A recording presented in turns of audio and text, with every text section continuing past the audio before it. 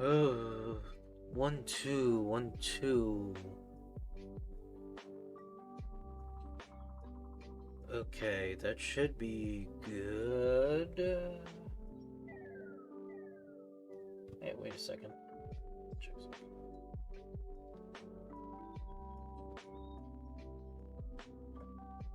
Oh, okay.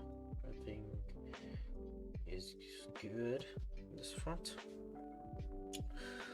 So what? What am I missing? Okay. Gotta remember this. Check on everything, check on streaming, then check the quality of the chat, quality of my stream, and the feedback. Just my manager, then the chat, then my video, and yeah, I'm able to actually see myself, so that's great. Besides that, it's actually not really good when it comes to it being arm pressed. It's pretty much awkward. Oh. Well, to further ado, let's just talk about active mobility. This was directly related to sanitary life when it comes to how kids, not really adults, trying to do active mobility in order to stay fit. But as you can see, you have an adult biking with heels, along with the office attire and stuff. But yeah, still heels. Damn, I gotta imagine running with those. That would be quite challenging. Anywho,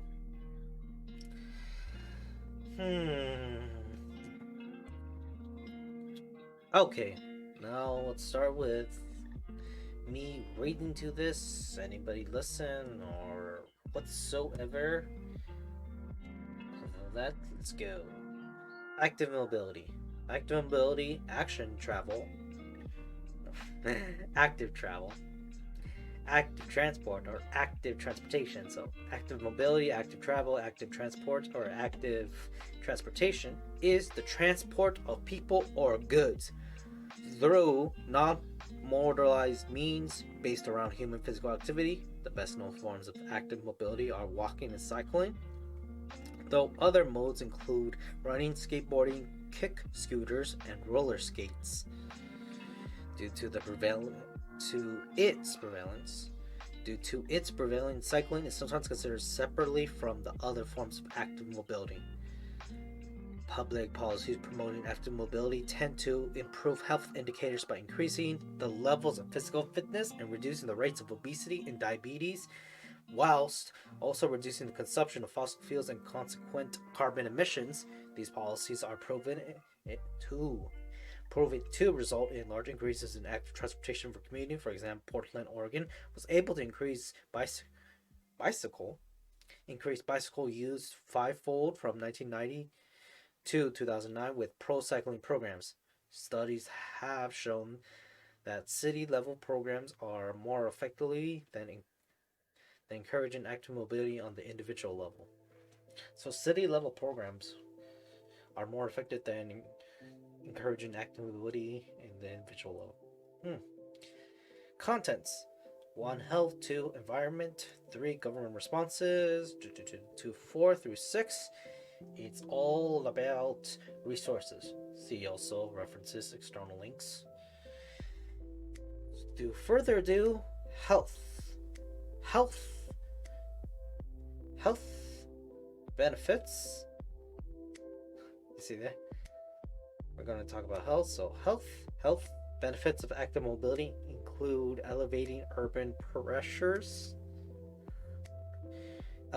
urban pressures, reduced energy consumption and production, and improved quality of life.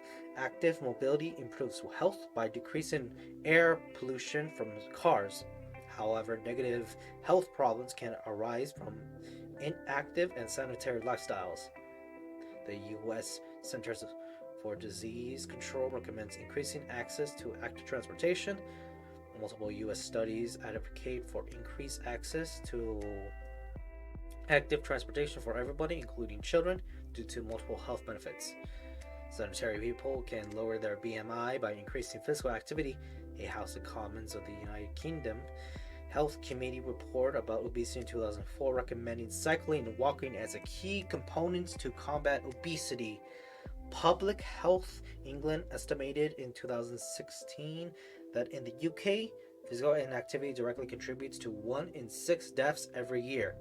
The PHE report notes that walking and cycling daily is effective to increase the physical activity and reduce levels of obesity, as well as prevent cardiovascular disease, type 2 diabetes, cancer, and several mental illnesses, including depression.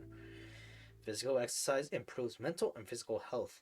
Cyclists and walkers perceive their environment differently than people driving in cars because cars block sensory inputs that active mobility exposes. That is definitely all hearted true. Proponents of active mobility assert that activities like cycling and walking promote a feeling of community and connection, improving mental health and overall well-being. Providing good infrastructure for active mobility effectively promotes this type of transportation to decrease traffic and urban congestion. I even messed up with English too. Congestion. Cycling and walking can save money by reducing money spent on gasoline. Consequences of cycling and walking include increased exposure to air pollution, noise, and more frequent accidents. Cycling reduces the need for large roads and parking lots as bikes accompany 8% of available space compared to cars. As cycling and walking increases, urban infrastructure can be transformed to parks to add green space to urban environments. Aesthetically pleasing areas can become optimal place for walking and cycling in cities. Urban environments can also be transformed into walkable areas, which can benefit the elderly, but safety can be problematic if areas are congested with cars. Designing safe walkable areas in cities can increase the popularity of walking, decrease physical inactivity, and improve health. Additionally, electric bike users benefit from this type of physical activity in several European cities. Electric bike users have 10% higher weekly energy expenditure than other cyclists. People switching to e-bike from either private cars or public transport expend more energy as physical activity increases, gaining between 550 and 880 metabolic equivalent task minutes per week. All that, just talk about health.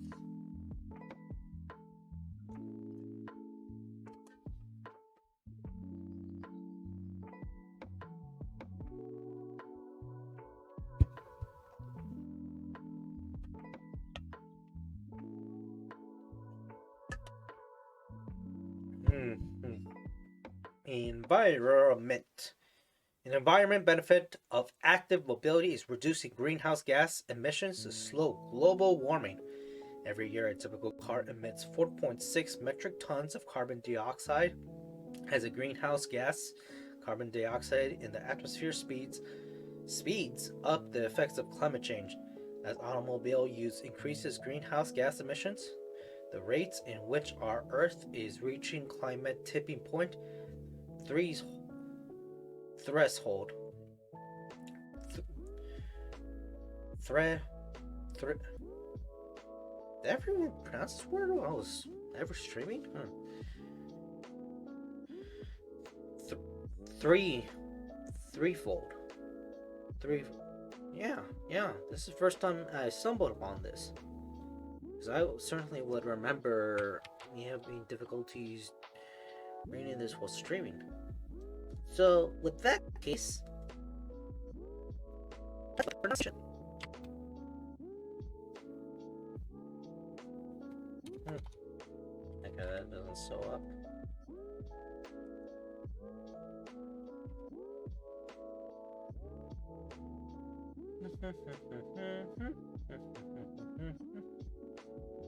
Threshold. Threshold. Yeah, this is the very, very few, if only time actually said that. But yeah, threshold. So threshold. I also got confused with threefold from freaking what I read in the wiki. And threefold, fivefold, so on and so forth. But threshold. Anywho, where is?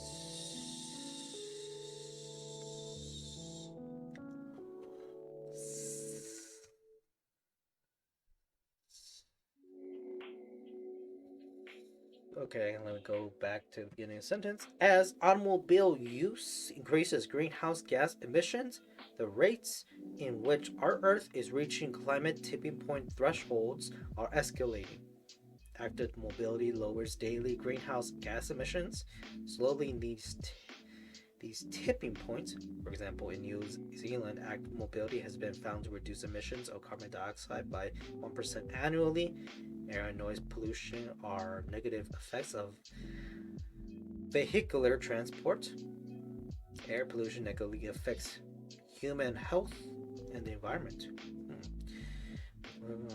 Vehicular transport, that's just pretty much noise pollution mainly. Air pollution can cause acid rain,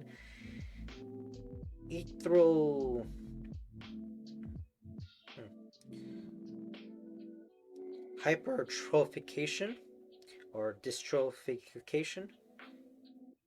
Eutrophication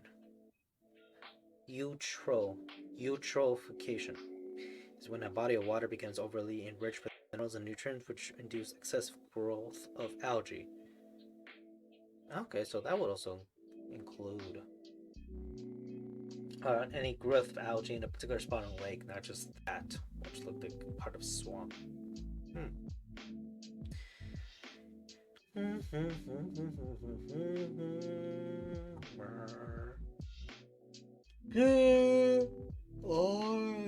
left off. Found it. Air pollution can cause acid rain, eutrophication, haze, wildlife deaths, thinning of Earth's ozone layer, crop damage, and global climate change. Noise pollution disrupts ecosystems and wildlife. Active mobility reduces air and noise pollution by substituting for cars that produce greenhouse gases and noise, benefiting the environment and urban ecosystems. Government responses. Active mobility has appealed to policymakers because of its beneficial contributions to physical health and reductions of air pollution, leading to legislative efforts to make cycling and walking safer and more attractive for community and personal errands. These measures include infrastructure changes to accommodate more cyclists and pedestrians on roads, regulations to limit car traffic, and education and training to improve the coordination between motor vehicles and individuals using active mobility.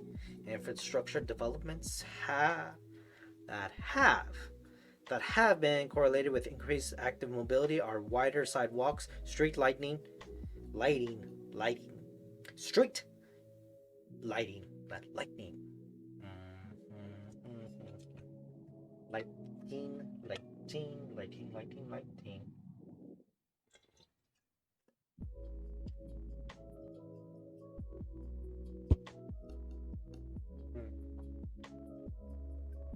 Are wider sidewalks, street lighting, flat terrain, and urban greenery, particularly with access to parks, cycling in particular Cycling in particular requires more infrastructure development to achieve a noticeable increase in use, including bike lanes, a separate lane and conventional road designated by signage, and street markings to be reserved for bicycles. So that's what signage is. Sign, then age, signage. Bike boxes, areas at an intersection designated for bicycles to accompany when stopped. Then bicycle stations, specialized parking facilities that also include basic tools for bicycling maintenance. Some researchers have also emphasized that the largest contribution to active mobility comes from easy access to local amenities such as restaurants, shops, and theaters, which can be promoted by local governments. A significant concern about increased active mobility is a corresponding increase in injuries and deaths, especially between pedestrians or cyclists and motor vehicles. Active mobility is often more time consuming than commuting by vehicle, and the effects of distance. Geographic features such as hills and climate may make outdoor excursion uncomfortable or impractical. Another criticism of active transportation policy contends that converting traffic lanes for bicycle use makes travel more difficult for commuters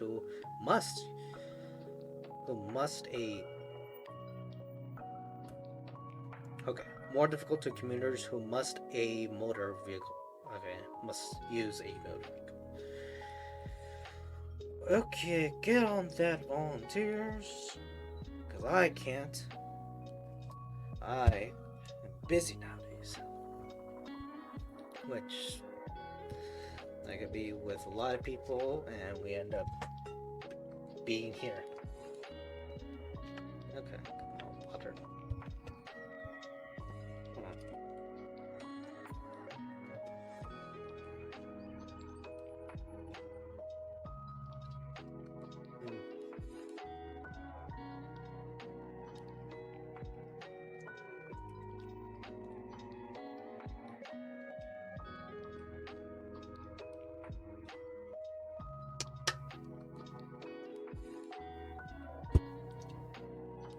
Europe.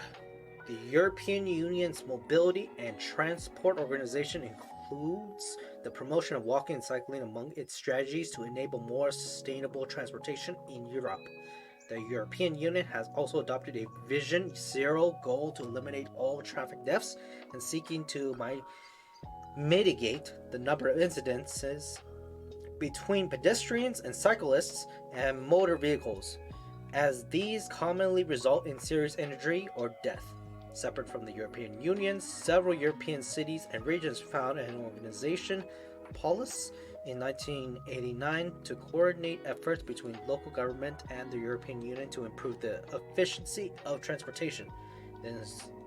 This includes the facilitation of active mobility, which Polis states provides benefits to the environment and to the public physical health, and asserts that these improvements contribute to an economy as well. Polis recommends the policy decision should account for benefits from reducing health and environmental costs from active mobility, increased city accessibility, from reducing congestion and pollution.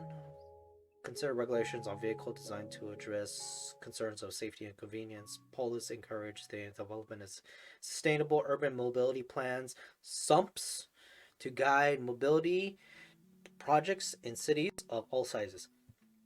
So I actually like this acronym because it has everything capitalized all together and smushed together, that I can understand that it is an acronym you will pronounce as a word, not just its individual letters. SUMPs. And that was a nitpick that I learned from nitpicking. United Kingdom. The Association of Directors of Public Health in the United Kingdom, joined by over 100 signatory organizations, includes Strains and the Royal College of Physicians, on a position paper on active travel, set out set out a number of clear policy measures recommended for local planning and highway authorities, including a 20 miles per hour, 32 kilometers speed limit for residential areas, cycling road infrastructure that provides for convenient and particular transportation, education of drivers, and revamped, vamped. Pretty much vamp from Metal Gear Solid 2. Vamp as vampire. Revamp law enforcement to improve road safety, publishing clear goals for the expansion of active transportation. Other steps include the Active Travel Wheels Act 2013, which passed in 2013. Shocker. The act requires local authorities to continuously improve facilities and routes to pedestrians and cyclists and to prepare maps identifying current and potential future routes for their use. It also requires road improvement and development projects to consider the need of pedestrians and cyclists at the design stage. Now on to Netherlands. Active mobility is used widely in the Netherlands, comprising more than 40% of community and urban areas. The flat topography and temperate climate of the Netherlands benefits active mobility. Yeah, because you don't have to worry about biking in a freaking hill in San Francisco. Jesus. Which has been supported by government policy for decades, including 35,000 kilometers of dedicated cycling paths. As a result, the Dutch government estimates that there are about 1.3 bikes per person in the Netherlands. That's 45. For reference, I kept blocking my reading. You cock block me for knowledge, man. Why, Wiki? Why? The consequence of this is that about 20% of the Dutch road accident fatalities. Yeah. Accident fatalities are cyclists, with more than 100 cyclists perishing each year. This rate of number are higher than most other European countries, reflecting the high use of active mobility in the Netherlands. However, policy efforts by the Ministry of Industry and Water Management may have contributed to a declining mortality rate, which fell more than 30% from 2007 to 2016. United States. Okay, United States. Residents of the United States use active mobility as a mode of transportation less often than residents of other countries. The far greater mortality rates of pedestrians and cyclists in U.S. cities have been cited as contributing factor to this trend. Efforts to increase use of active mobility has been undertaken at the federal levels by the U.S. Department of Transportation, which pursues the development of active commuting through its Livability Initiative.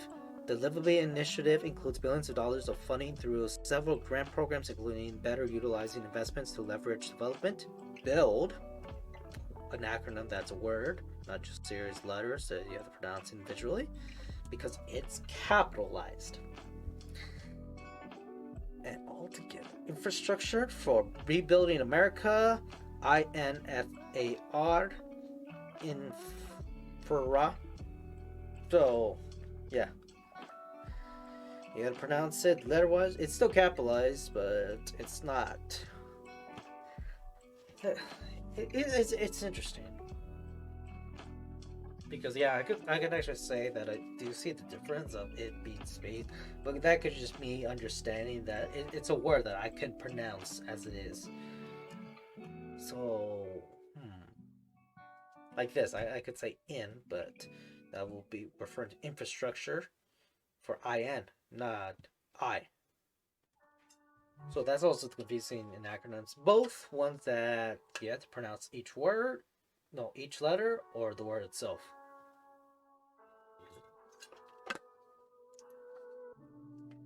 Oh, no worries. And I'm confused.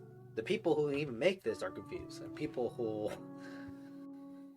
also learn about this are also confused. So, yeah. The Transportation Infrastructure Finance and Initiative Act, TIFA, or something like that, to facilitate the construction of infrastructure support of supportive of increased pedestrian and bicycle traffic. Funding increases for these programs, such as the Fixing America's Surface Transportation FAST Act of 2015, has garnered bipartisan support. Multiple cities in the United States, including Seattle, Chicago, Minneapolis, Sacramento, and Houston, have implemented their own policies to encourage the active mobility for commuting to work and to school. More extensive efforts involve detailed active transportation programs, ATPs, yeah, such as those implemented in California, Portland, Oregon, Fort Worth, Texas, and San Diego County. However, these efforts have struggled to promote measurable changes in the percentage of commuters using active transportation to work. In the United States Census Bureau's American Community Survey, 3.4 of Americans biked or walked to work in 2013, and only 3.1 did so in 2018. And yeah, you can actually start to see a bit of a decline thing. It goes with the whole sedentary lifestyle where technology is making it easier for people to do that. So yeah, that's a difficulty. What's coming? Oh boy, we got stats. At least we got a picture. Yeah. Bike and pedestrian lanes in Roger William Park. I love. Okay, this graph is active commuting in the United States. Yeah, we can see a decrease of this from 2013 to 2018. So yeah, it just shows that it's starting to go down, which stinks.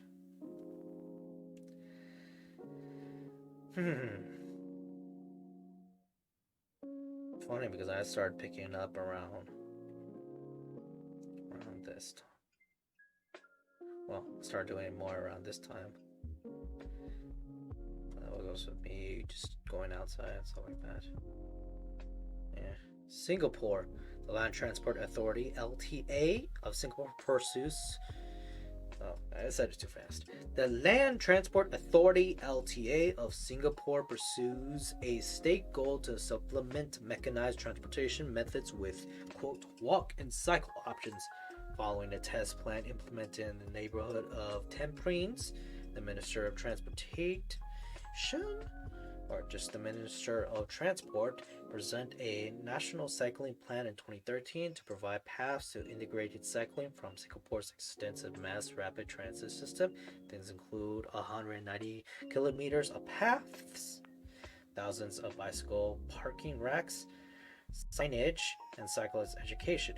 These efforts have been criticized, however, as being limited in scope, especially for limiting the expansion of cycling across the off-road connections, such as through the Park Connectors network, rather than more infrastructure for commuting in cities. And that's pretty much it. Let's look at resources. Outline of cycling, cart dependency, human power transport. Woohoo! References. And this caught my eyes because this is directly with sanitary lifestyle and active mobility, car dependency. Because I will tell you, as a American, that is a thing a lot of people do deal. Without a car, people really have a hard time imagining how they live.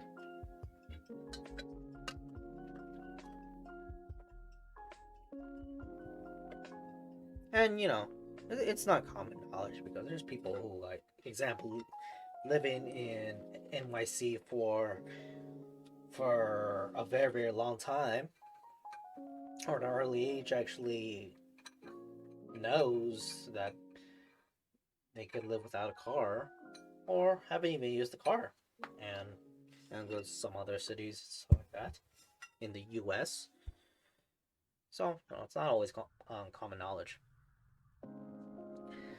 I could also think about that with other people living in different parts of the world. Let's say in the Netherlands, for example, in one of the urban centers, or urban centers, urban districts, urban cities. Let's go with that.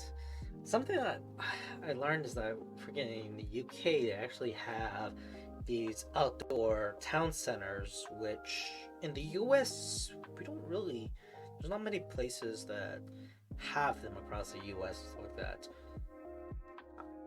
I've experienced that. I can't say that with other people I know, which it's fascinating. And even with malls, people haven't even experienced malls, even though that was a very popular thing that came from the US. But some people experience that even in the US. This country is a very big melting pot of land, not just people. Other than that, I'll talk more about this next time. Besides that, see yas.